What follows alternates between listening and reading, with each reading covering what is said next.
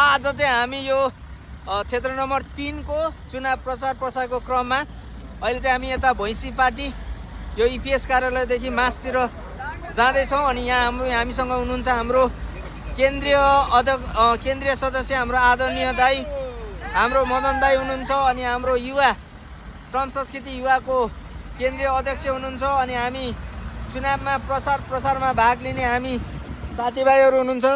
अनि म गौतम थापा पनि छु। अनि यहाँ हामी चाहिँ अहिले चुनाव प्रसार गरेर अब हामी चाहिँ घर फर्कने क्रममा छौँ। अनि हाम्रो यहाँ बुनु पनि हुनुहुन्छ। जनताले ललितपुर क्षेत्रको विकास चाहेको छ।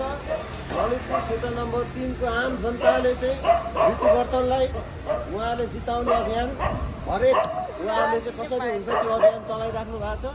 सम्पूर्ण ललितपुर हाम्रो चाहिँ क्षेत्र नम्बर 3 का चाहिँ 22वटा वडाका आम जनताहरूलाई चाहिँ सबैजनालाई म धन्यवाद दिन्छु। श्रम संस्कृति पार्टी र यो माटो चिन्हलाई चाहिँ तपाईँहरू सबैले माया गरिदिनु भएको छ।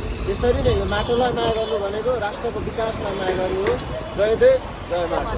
धन्यवाद। जय माटो जय माटो।